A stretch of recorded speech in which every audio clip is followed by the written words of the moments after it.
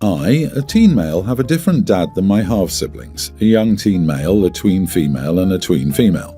My mom is married to their dad, and the two of them act like I'm theirs and like my dad is just some random dude I see every other week. They tried downplaying the fact he's my dad and he has 50% custody of me. I told my mom before they should cut it out, and she said I technically have two dads and the one at her house is better, and I should be grateful he was willing to take me on and claim me as his. He told me I don't get to call another man's dad in his house and stuff like that, which makes me angry and makes me want to do things that wouldn't be good. My half-siblings know I live somewhere else every other week, but they treat it like it's normal for someone to be with a non-parent half the time. They always tell me our dad lives there and I shouldn't call someone else dad. I found photos of my dad holding me when I was born and showed them, but they still acted like it was wrong. When I was younger, I asked my dad if he was my real dad because of how bad things were. He said he was and reassured me that he had no doubts, but I was so frustrated by it that we did a DNA test, and it proved he was my biological dad. I never told Mom or let anyone in her family know because she would lose her composure on Dad if she knew, but I know 100% he's my dad, not my half-sibling's dad, and I know that being married to my mom doesn't mean he gets to push my dad out. It's getting harder to stay calm when this stuff comes up at my mom's house. Then we had an incident a couple of weeks ago, and there's trouble coming out of it. I was at my mom's house and my half-siblings wanted to do something for their dad's 40th birthday. They wanted me to buy a gift from all four of us and I said no. They said he's our dad and deserves it, and I said no and he's not my dad. They called me an idiot and made a huge deal out of me denying he's my dad. I told them they couldn't undo the fact my dad is my dad in every single way. I told them I didn't even like their stupid dad and to get away from me. The youngest went to her room, but the other two stayed and said I was such a jerk and so mean and I should be better. My half-brother called me slow and said I needed to stop treating our dad like he was some random guy. He said our dad deserves way better and he told me he wasn't going to stop and they'd steal money from me if they had to.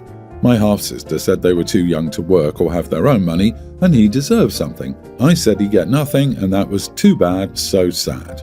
They wouldn't drop it and even tried to force their way into my room, at which point I snapped and told them to get away from me, and I didn't give a crap about their dad. I called him a giant territorial idiot who couldn't accept his wife had a kid before she met him, and I said I'd rather be an orphan than be their dad's kid.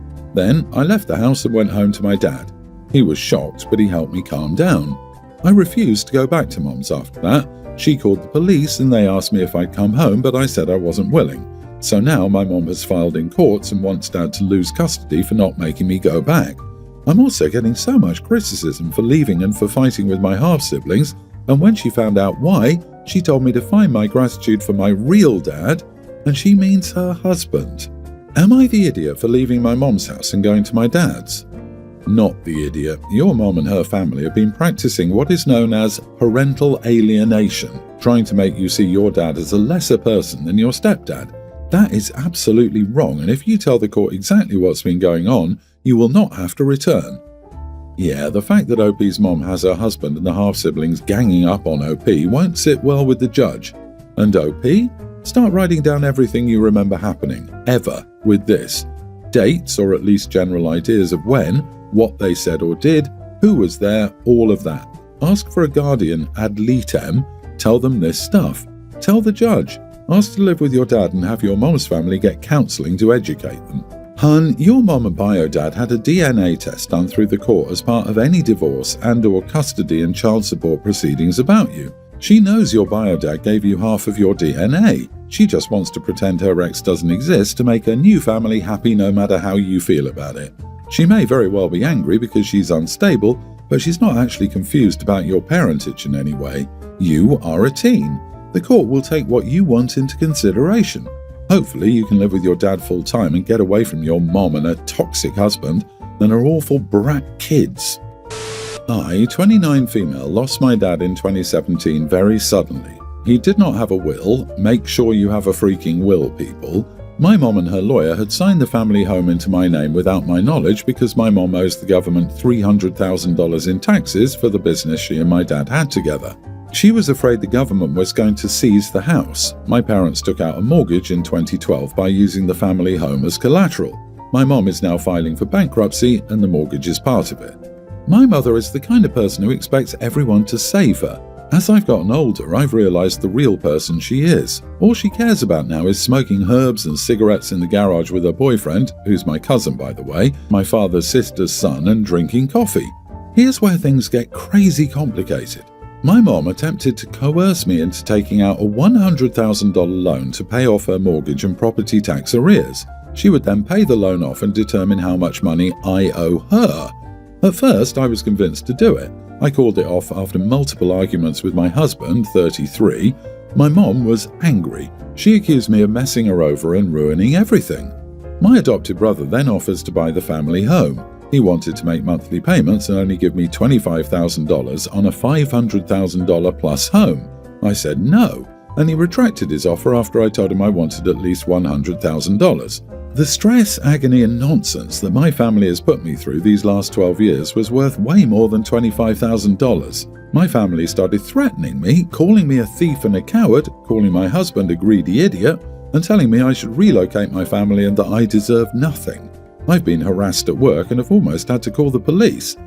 After consulting multiple lawyers, my mother has no legal ground to stand on. I am the legal owner of the property. We don't have any lease or rental agreement, so I can evict her whenever I want and can put the house on the market whenever I want. Once it sells, all I have to do is make sure that the mortgage and property taxes are paid off, which I intend to pay anyway. I've gone no contact with my entire family. I've blocked them on all social media platforms, and I don't respond to any phone calls or text messages from them. My husband and I are in the process of getting our own house insurance on the property. We will then write the eviction notice and kick them out. If they don't go peacefully, we're making a court date to get the police involved and get them out. Then we'll put the house on the market and we'll keep every cent from the sale. We will pay off our debts, buy our own home, and put the rest into investments for our children's future. Whatever happens to my mother is her own problem now. Am I the idiot? Not the idiot. Your mom is a narcissist and doesn't have your best interests in her mind. Sounds like she's the type of person to screw you over and you won't see a cent from her. Money will not help her, and the house seems more trouble than it's worth, so get rid of it and then you get rid of the roaches that come with it.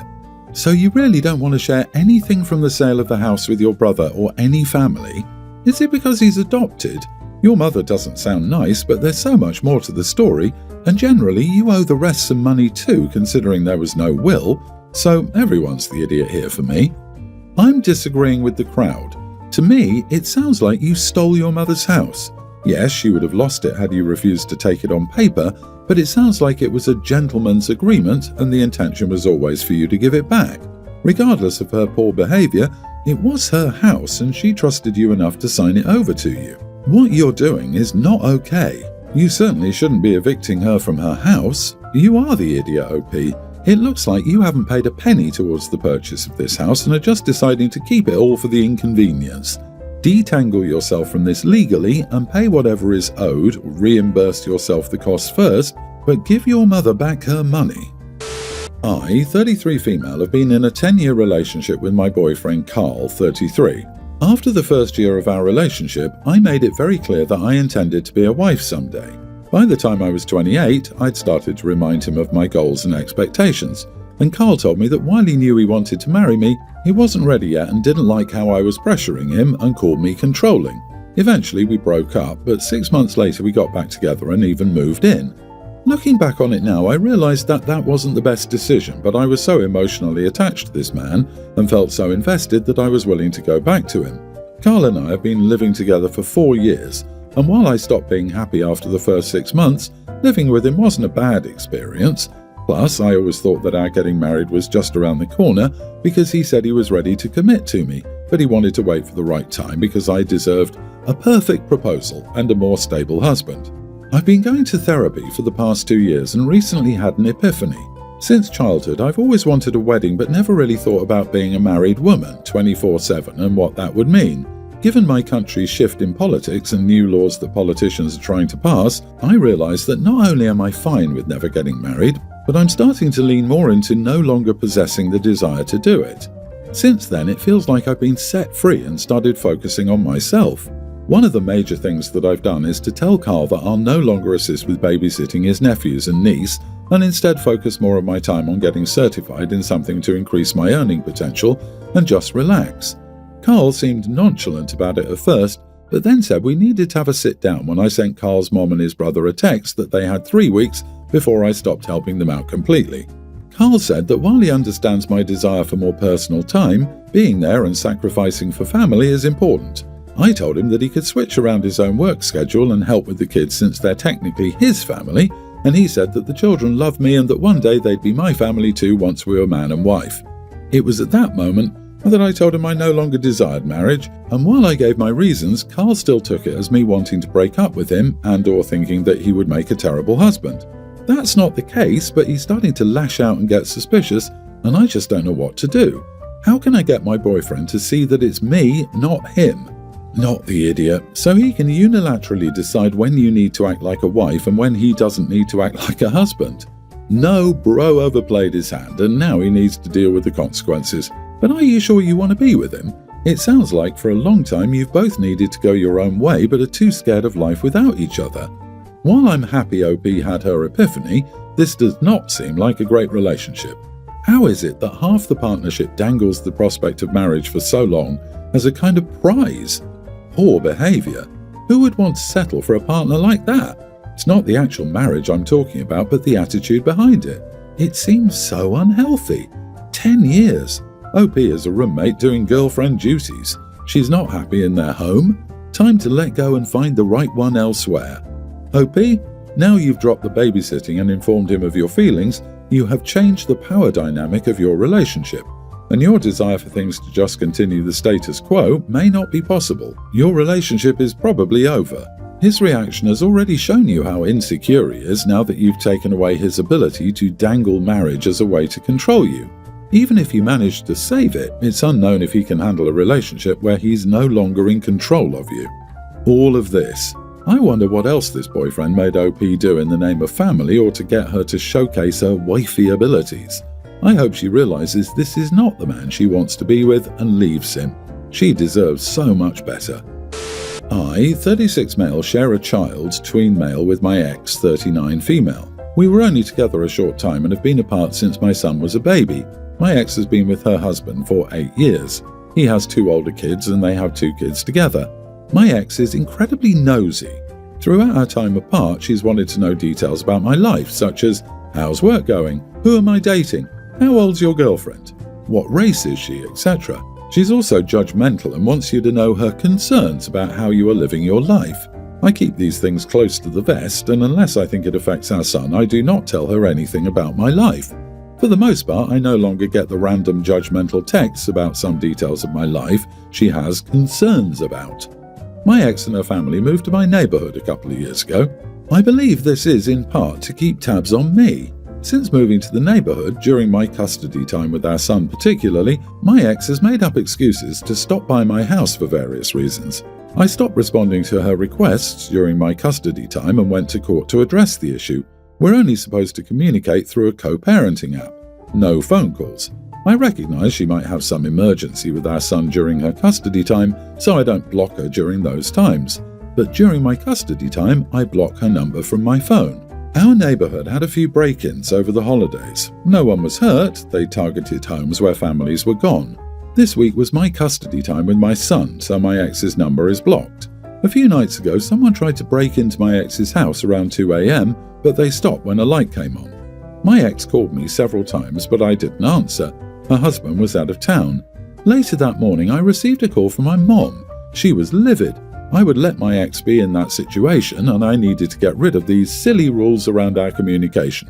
I let her know that these rules directly result from my ex's actions. Am I the idiot? Not the idiot. Honestly, if your ex needed to call anyone while someone was breaking into her house and her husband was out of town, it was the police, not you. The police never blocked their number. Isn't that convenient? Your son was safe with you, so your ex is not your problem. Exactly. Was OP supposed to leave his son at home to check on his ex or bring his son to the site of the break-in? None of this makes sense. Absolutely no reason to call OP. Good gracious, she needs to move the heck on. Honestly, everyone needs to accept that you're not together and that she's no longer your responsibility. Mom needs to butt out of this conversation and have your back in the future. Let your mom know that if she continues to butt in your business, you'll put her on one of those communication apps too. But do be prepared, however, for retaliation, and decide in advance how you will handle it with your ex. She will see this through egocentric eyes and think you've slighted her on purpose. She'll do something during her time with your son as punishment, likely not communicating at all or not complying with the court order.